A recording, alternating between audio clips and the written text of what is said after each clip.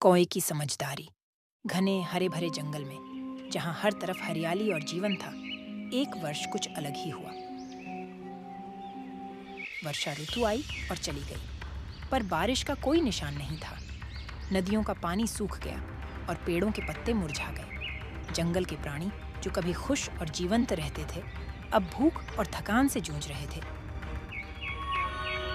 जंगल का एक चतुर कौवा, जिसका नाम काला था, अपने पंख फैलाए एक ऊंचे पेड़ की डाली पर बैठा ये सब देख रहा था। उसकी चमकीली काली आंखें चिंता और सोच में डूबी हुई थीं।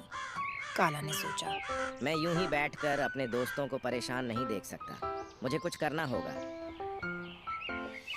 उसने फैसला किया कि वह जंगल से बाहर जाकर भोजन की तलाश करेगा। उड़ते उड़ते उसने दूर एक खेत में हरे भरे फसलों को देखा, लेकिन उसे यह भी पता था कि बिना अनुमति के फसल लेना चोरी होगी। काला ने ठान लिया कि वह खेत के मालिक से बात करेगा। वह खेत की ओर बढ़ा और वहां एक सज्जन व्यक्ति को देखा जो खेत में काम कर रहे थे। काला ने हिम्मत जुटाई और उनके पास पहुंचकर बोला, नमस्ते महोदय, मैं काला हूँ, जंगल से आया हूँ। हमारे जंगल में भोजन की भारी कमी है।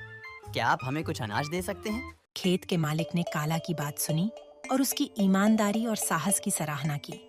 उन्होंने न केवल काला को अनाज दिया, बल्कि जंगल के अन्य जानवरों की भी मदद करने का वादा किया। काला ने अनाज लेकर जंगल वापसी की। उसने अपने दोस्तों को बताया कि उनके लिए खाना आ रहा है। जब खेत का मालिक और उसके कर्मचारी अनाज लेकर जंगल पहुंचे, तो सभी जानवर खुशी से झूम उठे। वे सब मिलकर खाने लगे और खुशी खुशी जीवन का जश्न मनाया। काला की बुद्धिमत्ता और साहसिक कार्य ने जंगल के सभी प्राणियों को न केवल भूख से बचाया, बल्कि एक महत्वपूर्ण सबक भी सिखाया कि संकट के समय में भी सच्चाई और समझदारी से बड़ी समस्याओं का हल निकाला जा सकता है।